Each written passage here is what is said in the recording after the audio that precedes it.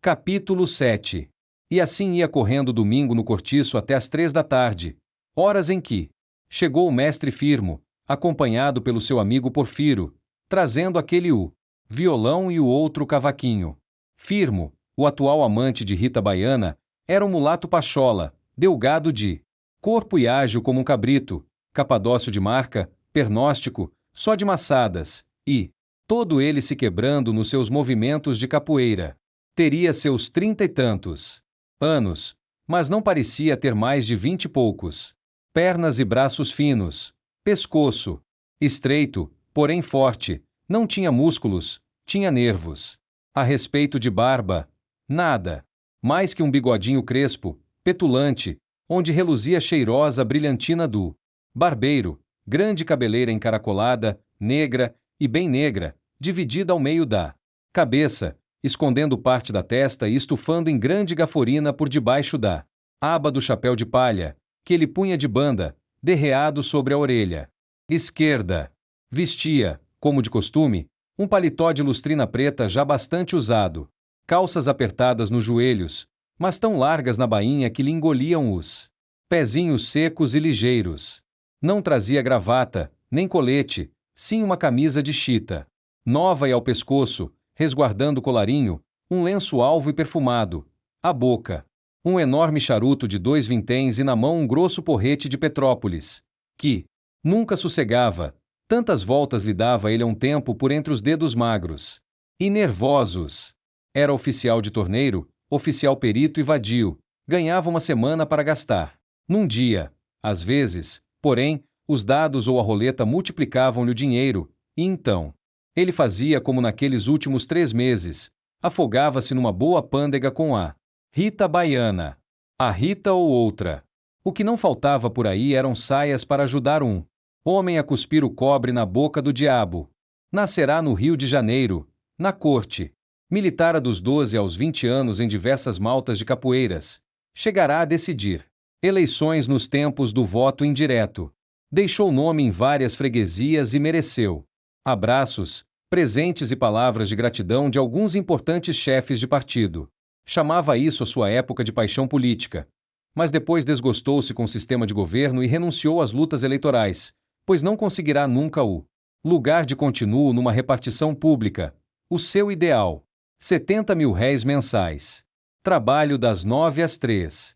Aquela amigação com a Rita Baiana era uma coisa muito complicada e vinha de longe, vinha do tempo em que ela ainda estava chegadinha de fresco da Bahia, em companhia da mãe, uma cafuza dura, capaz de arrancar as tripas ao manduca da praia. A cafuza morreu e o Firmo tomou conta da mulata, mas pouco depois se separaram por ciúmes, o que aliás não impediu que se tornassem a unir mais tarde, e que de novo brigassem e de novo se procurassem. Ele tinha paixa pela Rita, e ela, apesar de volúvel como toda mestiça, não podia esquecê-lo por uma vez. Metia-se com outros, é certo, de quando em quando, e o Firmo então pintava o caneco, dava por paus e por pedras, enchia-a de bofetadas, mas, afinal, ia procurá-la, ou ela ele, e ferravam-se de novo, cada vez mais ardentes, como se aquelas turras constantes reforçassem o combustível dos seus amores. O amigo que Firmo trazia aquele domingo em sua companhia, o Porfiro, era mais velho do que ele e mais escuro. Tinha o cabelo encarapinhado. Tipógrafo. Afinavam-se muito os dois tipos com as suas calças de boca larga e com os seus chapéus ao lado, mas o Porfiro tinha outra linha, não dispensava sua gravata de cor saltando em laço frouxo sobre o peito da camisa. Fazia questão da sua bengalinha com cabeça de prata e da sua piteira de âmbar e espuma, em que ele equilibrava um cigarro de palha. Desde a entrada dos dois, a casa de Rita esquentou. Ambos tiraram os paletós e mandaram vir para ti a abrideira para a muqueca baiana. E não tardou que se ouvissem gemer o cavaquinho e o violão. Ao lado chegava também o homem das dores, com o companheiro do comércio. Vinham vestidos de fraque e chapéu alto. A machona, Nenen e o Agostinho, já de volta do seu passeio à cidade, lá estavam ajudando. Ficariam para o rega-bofe. Um rumor quente, de dia de festa, ia se formando naquele ponto da Estalagem. Tanto numa casa, como na outra, o jantar seria às 5 horas. Rita botou vestido branco, de cambraia, encanudado a ferro. Leocádia, Augusta, o Bruno, o Alexandre e o Albino jantariam com ela no número 9, e no número 8, com a das Dores, ficariam, além dos parentes desta, Dona Isabel, Pombinha, Marciana e Florinda. Jerônimo e sua mulher foram convidados para ambas as mesas, mas não aceitaram o convite para nenhuma, dispostos a passar a tarde ao lado um do outro, tranquilamente como sempre, comendo em boa paz o seu cozido à moda da terra e bebendo seu quartilho de verde pela mesma infusa. Entretanto, os dois jantares vizinhos principiaram ruidosos logo desde a sopa, e assanharam-se progressivamente. Meia hora depois vinha das duas casas uma algazarra infernal. Falavam e riam todos ao mesmo tempo, tilintavam os talheres e os copos. Cá de fora sentia-se perfeitamente o prazer que aquela gente punha em comer e beber à farta, com a boca cheia, os beiços envernizados de molho gordo.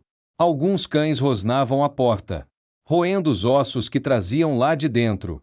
De vez em quando, da janela de uma das casas aparecia uma das moradoras, chamando a vizinha, para entregar um prato cheio, permutando as duas entre si os quitutes e as petisqueiras em que eram mais piritas. Olha! Gritava das Dores para o número 9, diz a Rita que prove deste Zoro, para ver que tal acha, e que o vatapá estava muito gostoso. Se ela tem pimentas, que me mande algumas. Do meio para o fim do jantar o baralho em ambas as casas era medonho. No número 8 berravam-se brindes e cantos desafinados. O português amigo da das Dores, já desengravatado e com os braços à mostra, vermelho, lustroso de suor, entumecido de vinho virgem e leitão de forno, repotriava-se na sua cadeira, a rir, forte, sem calar a boca, com a camisa a espipar-lhe pela braguilha aberta. O sujeito que a acompanhará fazia fosquinhas a Nênem, protegido no seu namoro por toda a roda, desde a respeitável machona até ao endemoniado Agostinho, que não ficava quieto um instante, nem deixava sossegar a mãe, gritando um contra o outro, como dois possessos. Florinda, sempre muito risonha e esperta, divertia-se a valer, e, de vez em quando, levantava-se da mesa, para ir de carreira levar lá fora ao número 12 um prato de comida sua velha que, à última hora, vindo-lhe o aborrecimento, resolvera não ir ao jantar. À sobremesa o esfogueado amigo da dona da casa exigiu que a amante se lhe assentasse nas coxas e dava-lhe beijos em presença de toda a companhia, o que fez com que Dona Isabel, impaciente por afastar a filha daquele inferno, declarasse que sentia muito calor e que ia lá para a porta esperar mais à fresca o café. Em casa de Rita Baiana a animação era ainda maior.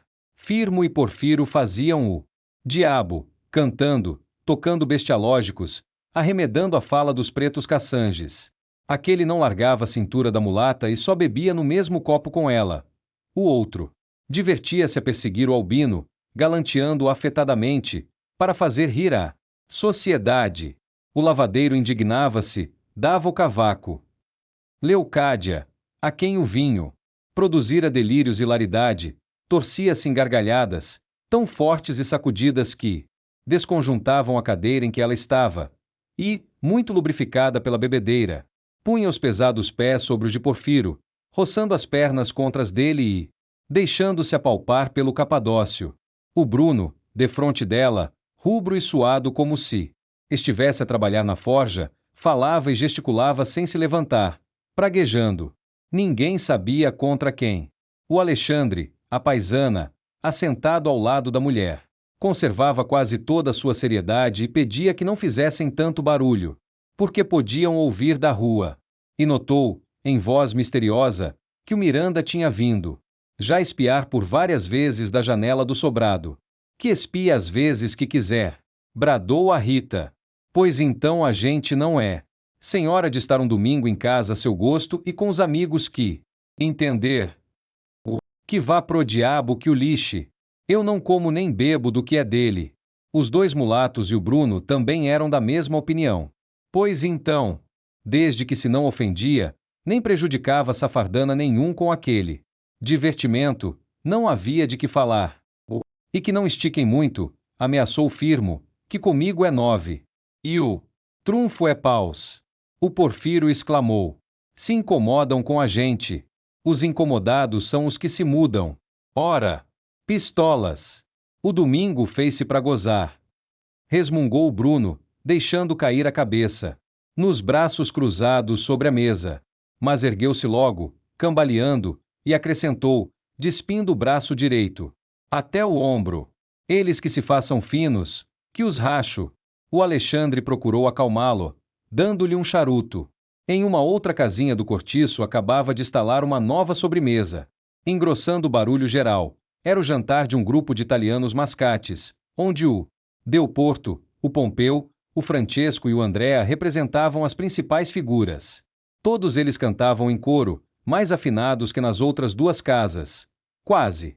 Porém, que se lhes não podia ouvir as vozes, tantas e tão estrondosas eram as pragas que soltavam ao mesmo tempo. De quando em quando, de entre o grosso e macho vozear dos homens, esguichava um falsete feminino, tão estridente que provocava réplica aos papagaios e aos perus da vizinhança. E, daqui e dali, iam rebentando novas algazarras em grupos formados cá e lá pela estalagem. Havia nos operários e nos trabalhadores decidida disposição para pandegar, para aproveitar bem, até o fim, aquele dia de folga. A casa de pasto fermentava revolucionada, como um estômago de bêbado depois de grande bródio, e arrotava sobre o pátio. Uma baforada quente e ruidosa que entontecia. O Miranda apareceu furioso à janela, com seu tipo de comendador, a barriga empinada para frente, de paletó branco, um guardanapo ao pescoço e um trinchante empunhado na destra, como uma espada. Vão gritar para o inferno, com 1.000.000 de raios. Berrou ele, ameaçando. Para baixo. Isto também já é demais. Se não se calam, vou daqui direito chamar a polícia. Súcia de brutos.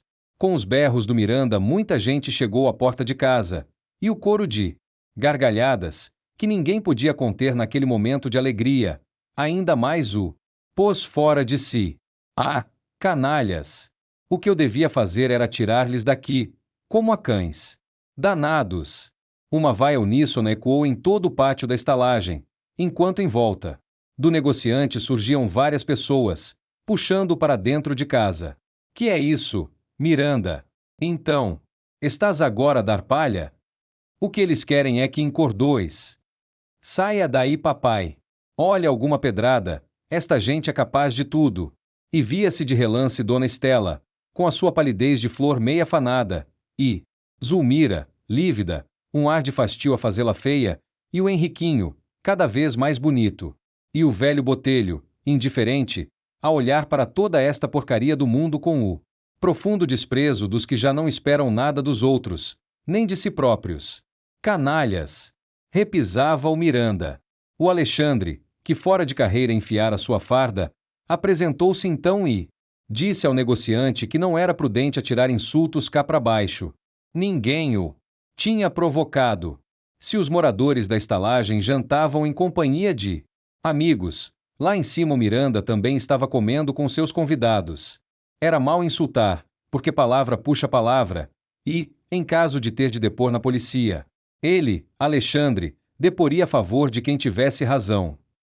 Fomente-se, respondeu o negociante, voltando-lhe as costas. Já se viu chubregas mais atrevido? Exclamou Firmo, que até aí estivera, calado, à porta da Rita, com as mãos nas cadeiras, a fitar provocadoramente o Miranda, e gritando mais alto, para ser bem ouvido. Facilita muito, meu boi manso, que te escorvo os galhos na primeira ocasião. O Miranda foi arrancado com violência da janela, e esta fechada logo em seguida com estrondo. Deixa lá esse labrego, resmungou Porfiro, tomando o amigo pelo braço e fazendo-o recolher-se à casa da mulata. Vamos ao café, é o que é, antes que esfrie. Defronte da porta de Rita tinham vindo postar-se diversos moradores do cortiço, jornaleiros de baixo salário, pobre gente miserável, que mal podia matar a fome com o que ganhava. Ainda assim não havia entre eles um só triste.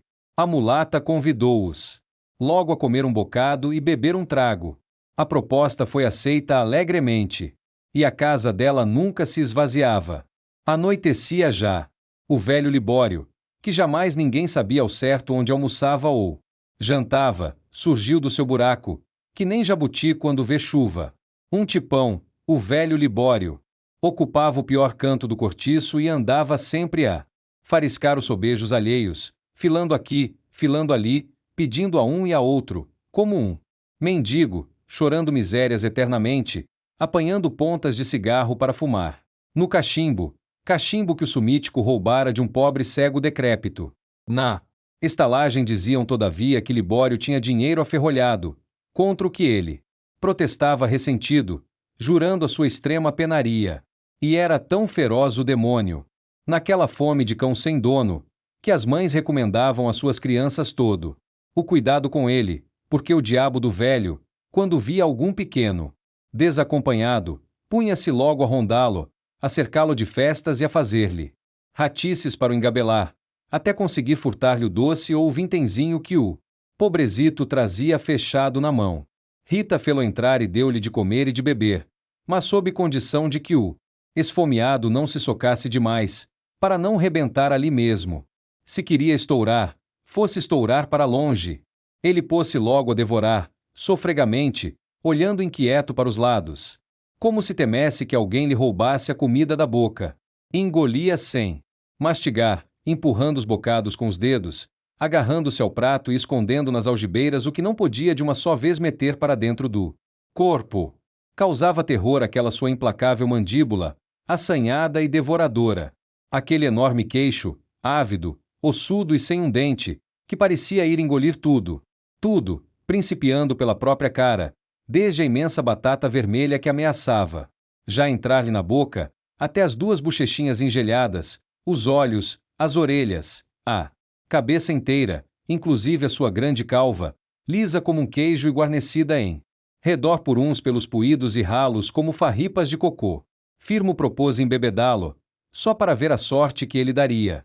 O Alexandre e a mulher opuseram-se, mas rindo muito, nem se podia deixar de rir, apesar do espanto, vendo aquele resto de gente, aquele esqueleto velho, coberto por uma pele seca, a devorar sem tréguas, como se quisesse fazer provisão para uma outra vida.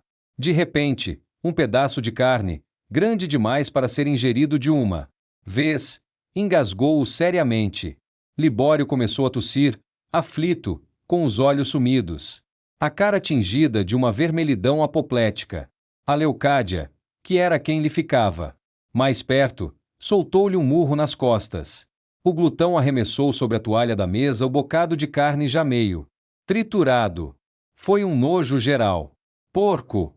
Gritou Rita, arredando-se. Pois se o bruto quer socar tudo ao mesmo tempo, disse Porfiro. Parece que nunca viu comida, este animal. E notando que ele continuava ainda mais sôfrego por ter perdido um instante. Espere um pouco, lobo. Que diabo! A comida não foge. Há muito ai com que te fartares por uma vez. Com efeito, beba água, tio Libório, aconselhou Augusta. E, boa, foi buscar um copo de água e levou-lhe à boca. O velho bebeu, sem despregar os olhos do prato. Arre diabo! Resmungou Porfiro, cuspindo para o lado. Este é mesmo capaz de comer-nos a todos nós, sem achar espinhas. Albino, esse, coitado, é que não comia quase nada e o pouco que conseguia meter no estômago fazia-lhe mal. Rita, para abolir com ele, disse que semelhante fastio era gravidez com certeza. Você já começa, hein? Balbuciou o pobre moço, esgueirando-se com a sua xícara de café. Olha, cuidado! Gritou-lhe a mulata. Pouco café, que faz mal ao leite, e a criança pode sair trigueira. O albino voltou para dizer muito sério a Rita que não gostava dessas brincadeiras. Alexandre, que havia acendido um charuto, depois de oferecer outros, galantemente, aos companheiros, arriscou, para também fazer a sua pilhéria, que o Sonso do Albino fora pilhado às voltas com a bruxa no capinzal dos fundos da estalagem, debaixo das mangueiras. Só a Leocádia achou graça nisto e riu a bandeiras despregadas. Albino! Declarou, quase chorando, que ele não mexia com pessoa alguma, e que ninguém, por conseguinte, devia mexer com ele. Mas afinal, perguntou Porfiro, é mesmo exato que este pamonha não conhece mulher? Ele é quem pode responder, acudiu a mulata. E esta história vai ficar hoje liquidada. Vamos lá, ó Albino. Confessa-nos tudo, ou mal te terás de haver com a gente. Se eu soubesse que era para isto que me chamaram, não tinha vindo cá. Sabe? Gaguejou o lavadeiro, amuado. Eu não sirvo de palito. E ter-se-ia retirado chorando, se a Rita não lhe cortasse a saída, dizendo, como se falasse a uma criatura do seu sexo, mais fraca do que ela. Ora, não sejas tolo. Deixa-te ficar, ai. Se deres o cavaco é pior. Albino limpou as lágrimas e foi sentar-se de novo. Entretanto, a noite fechava-se, refrescando a tarde com o sudoeste. Bruno roncava no lugar em que tinha jantado. A Leocádia passará livremente a perna para cima da de Porfiro, que a abraçava, bebendo para ti aos cálices. Mas o Firmo lembrou que seria melhor irem lá para fora. E todos, menos o Bruno, dispuseram-se a deixar a sala, enquanto o velho Libório pedia a Alexandre um cigarro para despejar no cachimbo. Servido, o filante desapareceu logo, correndo ao faro de outros jantares. Rita, Augusta e Albino ficaram lavando a louça e arrumando a casa. Lá fora o coro dos italianos se prolongava numa cadência monótona e arrastada, em que havia muito peso de embriaguez. Junto à porta de várias casas, faziam-se grupos de pessoas assentadas em cadeiras ou no chão, mas a roda da Rita Baiana era maior, porque fora engrossada pelos convivas das dores. Fumo dos cachimbos e dos charutos elevava-se de toda a parte. Decrescera o ruído geral, fazia-se a digestão, já ninguém discutia e todos conversavam. Acendeu-se o lampião do pátio. Iluminaram-se diversas janelas das casinhas. Agora, no sobrado do Miranda é que era o maior barulho. Saia de lá uma terrível gritaria de hipes e urras, virgulada pelo desarrolhar de garrafas de champanha. Como eles atacam! Observou Alexandre, já de novo sem farda. E, no entanto, reprovam que a gente como que é seu com um pouco mais de alegria, comentou a Rita. Uma súcia. Falou-se então largamente a respeito da família do Miranda, principalmente de Dona Estela e do Henrique. A Leocádia afiançou que, numa ocasião, espiando por cima do muro, trepada num montão de garrafas vazias que havia no pátio do cortiço, vira Sirigaita com a cara agarrada do estudante, aos beijos e aos abraços, que era obra, e assim que os dois deram fé que ela os espreitava, deitaram a fugir que nem cães apedrejados. Augusta Carne-Mole benzeu-se, com uma invocação à Virgem Santíssima, e o companheiro do amigo das dores, que insistia no seu namoro com a Nenen, mostrou-se muito admirado com a notícia, supunha Dona Estela um modelo de seriedade. Qual? Negou Alexandre. Isso por aí é tudo uma pouca vergonha. Que faz? Descrer um homem de si mesmo. Eu também já vi de uma feita bem boas coisas. Pela sombra dela na parede, mas não era com o estudante, era com o sujeito que lá ia às vezes, um barbado, careca e comido de bexigas. E a pequena vai pelo mesmo conseguinte. Esta novidade produziu grande surpresa no grupo inteiro. Quiseram os pormenores e o Alexandre não se fez de rogado. O namoro da Zulmira era com um rapazola magro, de lunetas, bigode louro, bem vestido, que lhe rondava a casa à noite e às vezes de madrugada. Parecia estudante. O que eles têm feito? Inquiriu a das dores. Por enquanto a coisa não passa de namorico da janela para a rua. Conversam sempre naquela última do lado de lá de fora. Já os tenho apreciado. Quando estou de serviço, ele fala muito em casamento e a pequena o quer. Mas, pelo jeito, o velho é que lhe corta as asas. Ele não tem entrada na casa? Não. Pois isso é que eu acho feio. Se ele quer casar com a menina, Devia entender-se com a família e não estar agora daqui de baixo a fazer-lhe fosquinhas. Sim, intrometeu-se o Firmo, mas não vê que aquele mesmo, o Miranda, vai dar a filha a um estudante. Guarda-a para um dos seus. Quem sabe até se o bruto não tem já de olho por aí algum cafezista pé de boi. Eu sei o que é essa gente. Por isso é que se vê tanta porcaria por esse mundo de Cristo. Disse-a Augusta. Filha minha só se casará com quem ela bem quiser. Que isto de casamentos empurrados à força acabam sempre desgraçando tanto a mulher como o homem. Meu marido é pobre e é de cor, mas eu sou feliz, porque casei por meu gosto. Ora, mais vale um gosto que 4 vinténs. Nisto começou a gemer à porta do 35 uma guitarra. Era de Jerônimo. Depois da ruidosa alegria e do bom humor, em que palpitara aquela tarde toda a República, do cortiço, ela parecia ainda mais triste e mais saudosa do que nunca. Minha vida tem desgostos, que só eu sei compreender, quando me lembro da terra. Parece que vou morrer. E, com o exemplo da primeira, novas guitarras foram acordando. E, por fim, a monótona cantiga dos portugueses enchia de uma alma desconsolada o vasto arraial da estalagem, contrastando com a barulhenta alacridade que vinha lá de cima, do sobrado do Miranda. Terra minha, que te adoro, quando é que eu te torno a ver? Leva-me deste desterro, basta já de padecer.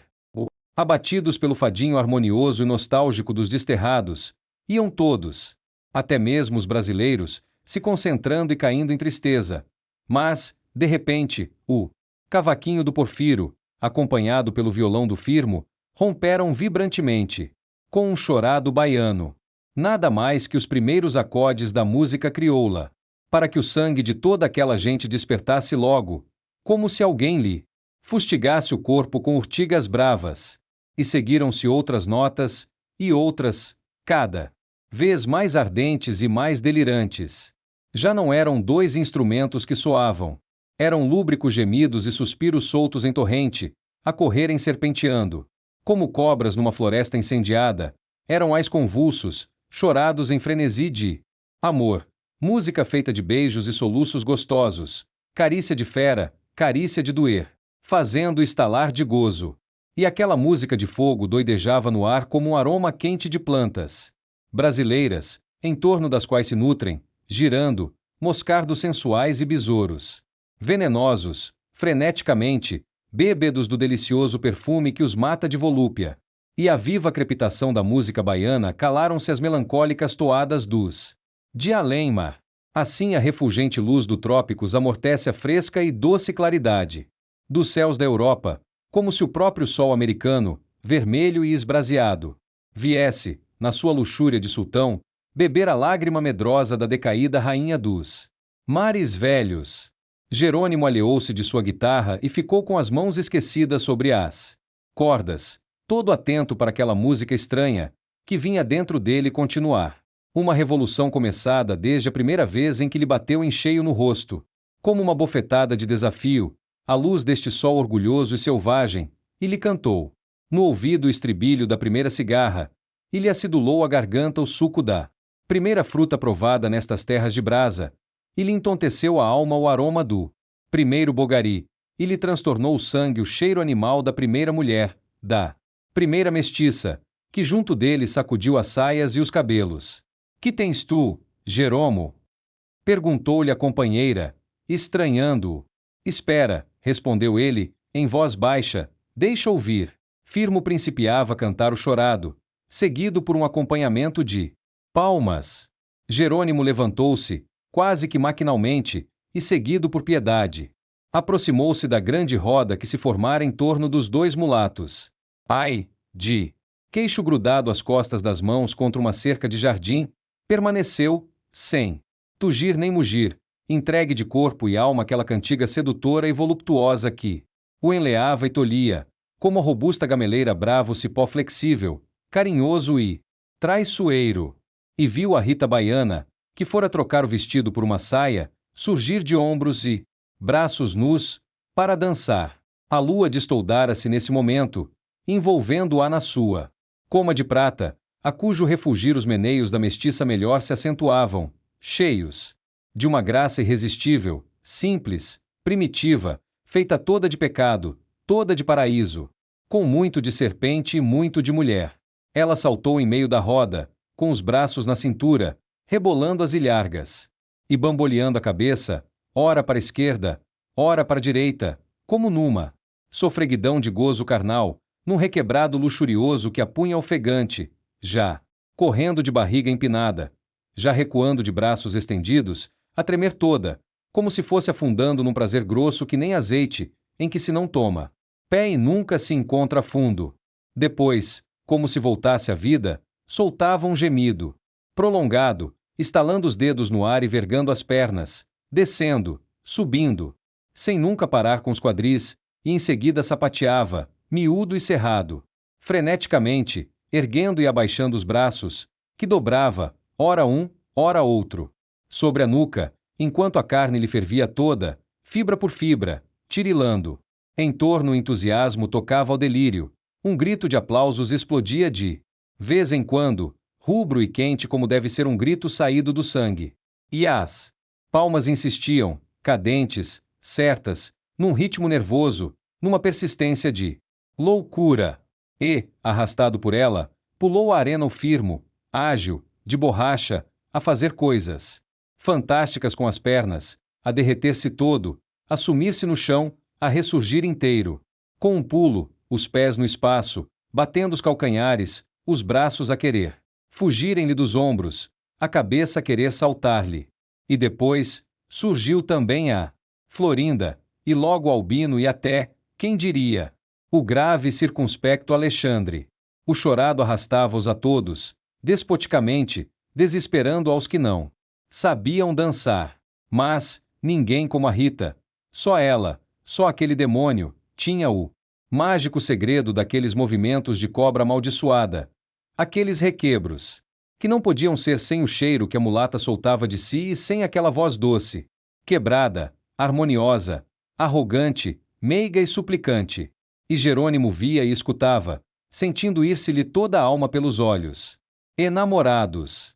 Naquela mulata estava o grande mistério, a síntese das impressões que ele recebeu chegando aqui. Ela era a luz ardente do meio-dia, ela era o calor vermelho das cestas da fazenda, era o aroma quente dos trevos e das baunilhas, que o atordoara nas matas brasileiras, era a palmeira virginal e esquiva que se não torce a nenhuma outra planta, era o veneno e era o açúcar gostoso, era o saputi mais doce que o mel e era a castanha do caju, que abre feridas com seu azeite de fogo. Ela era a cobra verde traiçoeira, a lagarta viscosa, a muriçoca doida, que esvoaçava. Havia muito tempo em torno do corpo dele, assanhando-lhe os desejos, acordando-lhe as fibras embambecidas pela saudade da terra, picando-lhe as artérias, para lhe cuspir dentro do sangue uma centelha daquele amor setentrional, uma nota daquela música feita de gemidos de prazer, uma larva daquela nuvem de cantáridas que zumbiam em torno da Rita baiana e espalhavam-se pelo ar numa fosforescência afrodisíaca. Isto era o que Jerônimo sentia, mas o que o tonto não podia conceber. De todas as impressões daquele resto de domingo, só lhe ficou no espírito o entorpecimento de uma desconhecida embriaguez, não de vinho, mas de mel, chuchurriado no cálice de flores americanas, dessas muito alvas, cheirosas e úmidas, que ele na fazenda via debruçadas confidencialmente sobre os limosos pântanos sombrios, onde as oiticicas trescalam um aroma que entristece de saudade, e deixava-se ficar, olhando. Outras raparigas dançaram, mas o português só via a mulata, mesmo quando, prostrada, fora cair nos braços do amigo. Piedade, a cabecear de sono, chamara-o várias vezes para se recolherem. Ele respondeu com um resmungo e não deu pela retirada da mulher. Passaram-se horas, e ele também não deu pelas horas que fugiram. O círculo do pagode aumentou, vieram de lá defronte a Isaura e a Leonor, o João Romão e a Bertoleza, desembaraçados da sua faina, quiseram dar fé da patuscada um instante antes de caírem na cama. A família do Miranda pusera-se à janela, divertindo-se com a gentalha da estalagem, reunirá povo lá fora na rua. Mas Jerônimo nada vira de tudo isso, nada vira senão uma coisa, que lhe persistia no espírito, a mulata ofegante a resvalar voluptuosamente nos braços do Firmo. Só deu por si, quando, já pela madrugada, se calaram de todo os instrumentos e cada um dos folgadores se recolheu à casa. E viu a Rita levada para o quarto pelo seu homem, que a arrastava pela cintura. Jerônimo ficou sozinho no meio da estalagem. A lua, agora inteiramente livre das nuvens que a perseguiam, lá ia caminhando em silêncio na sua viagem misteriosa. As janelas do Miranda fecharam-se. A pedreira, ao longe, por detrás da última parede do cortiço, erguia-se como um monstro iluminado na sua paz.